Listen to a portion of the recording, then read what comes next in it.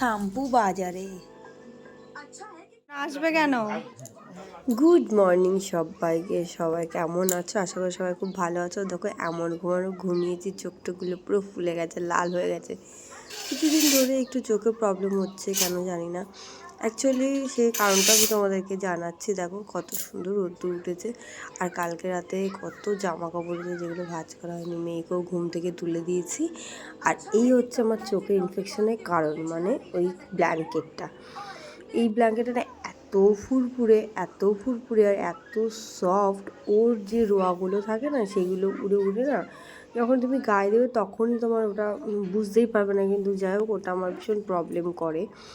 তো আমার করে, কার করে যায় না, কিন্তু হরে কৃষ্ণর আবার করে না। দেখো মেয়েটা কেমন দাগ লাগিয়েছে জামাটা। আগের দিন যখন বার্থডে পার্টিতে গিয়েছিলাম তখন গিয়ে ও কিছু খেয়েছিল, হয়তো তখন লেগেছিল। তো যাই হোক, সকালবেলা এই জামা কাপড় ভাঁজ করা তো তাও বুঝতে পারি, ওটা তাও ভালো লাগে। কিন্তু এই ব্ল্যাঙ্কেট ভাঁজ করা, মশারি গোছানো আমার যে কী ইরিটেট লাগে এটা বলে বোঝানোর মতো নয়। কিন্তু এটা তো করতেই হবে, উইন্টার সিজন বলে কথা। তো জামা কাপড়গুলো ফটাফট ভাঁজ করে নিচ্ছে। আর এই যে হচ্ছে ব্ল্যাঙ্কেট, এটা হচ্ছে আমার চোখের প্রবলেমের কারণ। তো এর একটা ওয়ার বানিয়েছিলাম, সেটা না মানে এটা এত সফট আর এত হেভি যে কি বলবো, ওটার উপরে ওয়ারও থাকতে চায় না। তো এই যে সকালবেলা তারপর মেয়েকে ঘুম থেকে উঠে ব্রাশ ট্রাশ করিয়ে আমরা দুজনে একটু দুষ্টুমি করছি, একটু আদর করছে আমাকে। তো আমরা দুজনে একটু দুষ্টু খেলা করছি, বেশ ভালো লাগে, সুইট মোমেন্ট আমাদের এটা। তো তারপর খাওয়া দাওয়া করে অনেকটা সময় পার হয়ে গেছে, আর আলমারিতে না আমার জামা কাপড় ধরছে না। তো তাই ভাবলাম কিছু জামা কাপড় যেগুলো আমার লাগে না সব সময় সচরাচর, সেগুলো ট্রলি করে ভরে রেখে দেবো। তো কিছু জামা কাপড় ভরার পরে দেখছি ট্রলিটা ভর্তি হয়ে যাচ্ছে, মানে আর জায়গা নেই। তো আমি কৃষ্ণকে বলছিলাম যে কি করব, কিছু বেনারসি যেগুলো আমার এখন আর বিয়ের সিজনে পরার মতো নেই সেগুলো ট্রলি ভরে রাখি। কিন্তু ভরে রেখে না আমার খুব টেনশন হচ্ছিলো যে যদি কোনো পোকা টোকা ঢুকে ওর ভিতরে কেটে দেয় তো আমার সব শাড়িগুলো নষ্ট হয়ে যাবে। তো ওটা নিয়ে খুব ভাবছিলাম, তো ভাবছি যে ওটা আবার পেরে নিয়ে আসবো। ওটা এখনও ডিসাইড করিনি, এখনও পারিনি, বাট ভাবছিলাম চেনের ভিতর দিয়ে কী করে যাবে। বাট যদি চলে যায় কোনো পিঁপড়ে কি কিছু যদি কেটে দেয় তো মুশকিল, আমার সব ড্রেস সমস্ত শাড়িগুলো নষ্ট হয়ে যাবে। তাও আমার এত ভালো ভালো শাড়ি।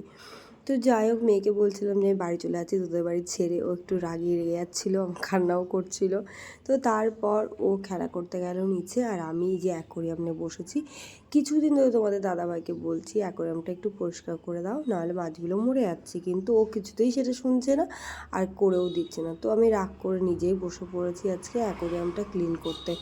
তো অ্যাকোরিয়াম ক্লিন করতে অনেকটা সময় লাগে, আর পাথর পরিষ্কার করা থেকে শুরু করে সমস্ত কিছু। সেই জন্য তোমার দাদাভাইকে বলেছিলাম যে তুমি একটু এগুলো করো, কিন্তু ও না একটু বোঝে না এই ব্যাপারগুলো।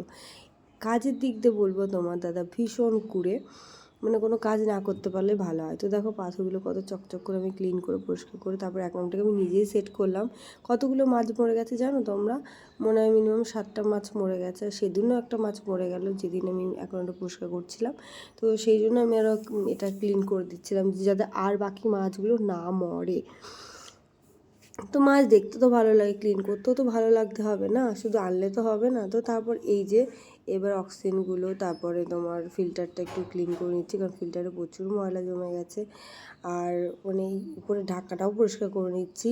তো নিচ থেকে জল বইবে, এনে আমি ক্লিন করলাম। অনেকটা সময় লাগে, এটা প্রায় 1 ঘন্টার মতো। এখন দেখতে কি সুন্দর লাগছে তাই না? তো ফাইনালি আমার এখন একটু পরিষ্কার করা হয়ে গেছে। দেখো জাস্ট এইরকম চকচক করছে, একবারে কি সুন্দর লাগছে না এবার মাছগুলো দেখতে। কবে থেকে তোমাদের দাদাভাইকে বলছি যে ওটা চেঞ্জ করো, কিন্তু কিছুতেই করছিল না। আর এই কারণে মাছগুলো অনেকগুলো মরেও গেল। কী আর করবো, আমি নিজেই করলাম, মানে ও এগুলো বোঝেই না ব্যাপারগুলো। আগের দিন যেহেতু একটু অনুষ্ঠানের বাড়িতে গিয়েছিলাম, তো একটু হেয়ার স্প্রে কার্লি করেছিলাম তো চুলটা, তো সেই জন্য ভাবলাম যে চুলে একটু তেল দিয়ে তারপর শ্যাম্পু করবো। ওর শরীরটা একটু উইক আছে এখনও। তো এবার আজকে যাবো শ্যাম্পু করতে, ওই জন্য তেল মেখে পুরো চিপকু হয়ে গেছি, আমি কিছু করার নেই। ওই জন্য ওকে ল্যাপটপ দিয়ে বসিয়েছি যাতে একটু রিল্যাক্স থাকে, না কান্নাকাটি করে, এবং ঝামেলা না করে। তো তারপর চান টান করে আমি চলে এসেছি। সানস্ক্রিন অ্যাকচুয়ালি সানস্ক্রিন তো না, একটু লোশন মাখতেই হয় এখন এই ওয়েদারে, না মাখলে মুখটা পুরো ড্রাই হয়ে যায়। তো তারপর নিচে চলে যাবো, নিচে চলে গিয়ে দেখি এই যে কত সবজি নিয়ে এসছে। তো এখন উইন্টার সিজন, পালং, মূলো, কুমড়ো, ধনেপাতা এগুলো খুব বেশি ভালো পাওয়া যায়। তার সঙ্গে কাঁচকলাও নিয়ে এসছে, বেগুন নিয়ে এসছে, এদিকে চিংড়ি মাছ, এটা হচ্ছে পাতা মাছ আমাদের রান্না হবে আজকে। তো তারপর অনেকটা সময় পার হয়ে গেছে, দুপুরে খাওয়া দাওয়া করে তারপর আমি একটা আইসক্রিম নিয়ে বসেছি। আর অনুষ্ঠান বাড়ির থেকে আইসক্রিম নিয়ে এসেছিলাম। তোমরা কে কে এরকম ব্যাপারটা করো আমাকে অবশ্যই কমেন্টে জানিও। যখন অনেকটা রাত হয়ে যায় তো তখন অনুষ্ঠান বাড়িতে খেলে না বাড়ি নিয়ে চলে এলে, তো আমি কিন্তু এটা প্রায় করি, অনুষ্ঠান বাড়ি না খেলেও নিয়ে চলে বাড়ি চলে আসি, নেক্সট ডে খাই। রাতেরবেলাটা অনেকটা ঠান্ডা লেগে যাবে সেই ভয়তে খাই না, তো নেক্সট ডে খাই। তো যেহেতু আমরা তিনজন ছিলাম, হরেকৃষ্ণ, আমি আর মানু, তো সেহেতু তিনজনের তিনটে আইসক্রিম ছিল। তো তিনটেই যদিও আমি খাচ্ছি, কারণ ওই সূর্যদের শরীরটা খাবো, ওকে দেবো না। হরেকৃষ্ণ অত ইন্টারেস্টিং নেই আইসক্রিম নিয়ে, তো যাই হোক ওটাও খাবে না বললো। তো তারপর আমি এই যে ব্ল্যাঙ্কেটের মধ্যে ঢুকে একটু আইসক্রিম খাচ্ছি, তারপর বিকেলবেলা যাবো জামা কাপড় পাড়তে। বিকেলের দিকটা এখন বাইরে না ভীষণ ঠান্ডা ঠান্ডা পড়ে গেছে, তো এখন একটু এলাম ছাদে, ছাদে জামা কাপড় রয়েছে সেগুলো তুলবো। আগে দুপুরে প্রচুর কাচাকুচি করেছিলাম, তো জামা কাপড়গুলো মোটামুটি কিছুটা বর তুলে নিয়ে গেছে, কিছুটা রয়ে গেছে, সেগুলো একটু তুলে নিই। ক্লিপগুলো সব খুলে নিয়ে আগে, তারপর জামাগুলো ধরে ধরে নিয়ে চলে যাবো। জামা কাপড়গুলো মোটামুটি ভালোই শুকিয়ে গেছে সব জামা কাপড়গুলো।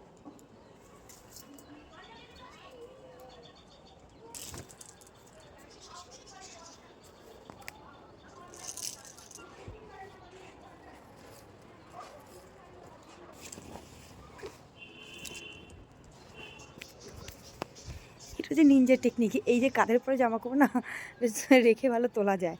আর যেহেতু একাতে আমার ক্যামেরা রয়েছে, তো আমাদের ঠাকুর ঘর তোমাদেরকে দেখাই। এই যে একটু পরে এসে পরে পুজো দেবো।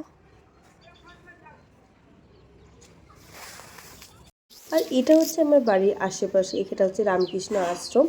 আর চারিদিকটা ঠিক এরকম ব্যাকগ্রাউন্ড আমার বাড়ির পাশে। আর এই ছাদ থেকে ও ছাদ লাফিয়ে যাওয়া যাবে, এরকমই ব্যাকগ্রাউন্ড। সবার ছাদই কাছাকাছি, সবার বাড়ির কাছাকাছি। আমাদের এইখানটাতে সেই রকম। আর দেখো কত সবেদা হয়েছে আমাদের গাছে, প্রচুর সবেদা হয়েছে। আর একটা কুলও হয়েছে, তো কুলটা না, এত কুল গাছটাকে হনুমান খেয়েছে যে একটা কুলই মাত্র আছে, আর কিছু নেই। আর এদিকে আমড়া গাছ রয়েছে, লেবু গাছ রয়েছে, লেবু গাছেও ফুল এসছে, কিন্তু আমড়া গাছে এত অত্যাচার করে হনুমানের যে আমড়াগুলো হয়েও খেয়ে নিয়ে চলে যায়, কি নষ্ট করে রেখে চলে যায়। তো মাত্র 3-4টা চারা, এই যে লেবু ফুল হয়েছে আমাদের গাছে। তো তারপর ইভিনিং আমাদের বাড়িতে অনেক লোকজন এলো। লোকজন বলতে আমাদের দুটো দেওয়ার একটা ননদ এসেছিলো, ওটা হাসনাবাদ থেকে। তো ওরা এসেছিলো আমাদের বাড়িতে ঘুরতে, অ্যাকচুয়ালি মৌরিকে দিতে এসেছিলো, মানে ওই ননদটাকে দিতে এসেছিলো, ওর মামার বাড়ি আমাদের বাড়ির পাশে। তো ওর দুই দাদা দিতে এসেছিলো ওকে, তো আমাদের বাড়িতেও এলো। তো যাই হোক, তারপর ওরা চলে যাওয়ার পর এক গাদা যা জামা কাপড় ছিল দেখতেই পেলে, যেগুলো কেচেছিলাম সেগুলো ভাঁজ করা শুরু করলাম। আর জামা কাপড় কিছু ছিল ইস্ত্রি করব। তো তারপর গিয়ে ঘুমিয়ে পড়বো, কারণ অনেকটাই রাত হয়ে গেছে এখন। তো চলো টাটা, বাই বাই। ব্লগটা যদি ভালো লাগে অবশ্যই একটা লাইক কমেন্ট শেয়ার করতে, পেজটাকে অবশ্যই ফলো করে, যে সাদা জামা কাপড়গুলো দেখছে ওগুলো ইস্ত্রি করতে হবে। তো চলো, গুড নাইট সবাইকে।